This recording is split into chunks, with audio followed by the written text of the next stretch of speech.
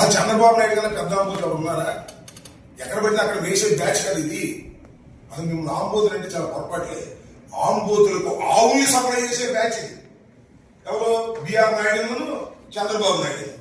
మీరు నన్ను పట్టుకుంటారు, పట్టుకొని చూస్తాను. అంబటి ఆత్రం పెట్టారు ముహూర్తం. ముహూర్తం పెట్టారండి. నాకు నేను మర్డర్ చేసేస్తారా, జైలు వేసేస్తారా? నా ఆత్రం అంతా ముహూర్తం పెట్టి ఎన్ని TV5 ఇవాళ TV5 వరకే చూసాం. రేపు మా కిరణ్ బాబు వేస్తాడు, ఈనాడు రామోజీరావు గారు అబ్బాయి. మీకన్నా అవినీతి పరులు ఎవరున్నారే?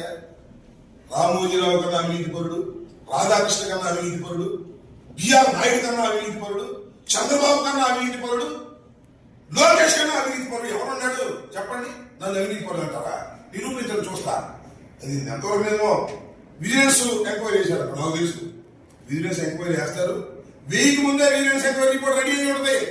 ఏం అనుమానం లేదు. వీక్ ముందే రిపోర్ట్ రెడీ చేసి ఉంటారు. ఇవన్నీ నేను అంబటి రాంబాబు గారు అన్యాయాలకు పాల్పడ్డాడు, అంబటి రాంబాబు గారు వసూలు చేసేసారు, అంబటి రాంబాబు గారు అవినీతి పరుడు లేడు. విజిలెన్స్ రిపోర్ట్ తయారైపోతుంది. ఆ విజిలెన్స్ రిపోర్ట్ చూడగా ఏం చేస్తారు? ఏసీబీ చేస్తారు. ఇదేగా తంతు mode of operation. ACB enquiry చేసాం అంబటి మీద.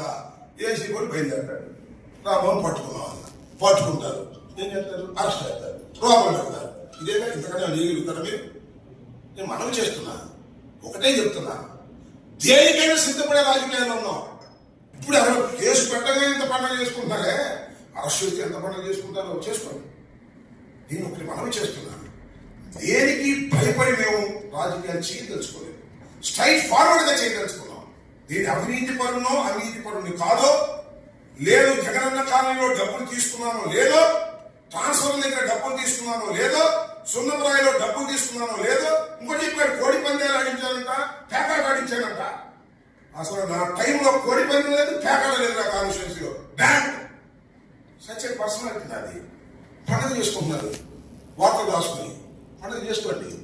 అరే సిద్ధమయ్యాను, దేనికైనా సిద్ధంగా ఉండే ఈ రాజకీయాల్లో ఉన్నాం.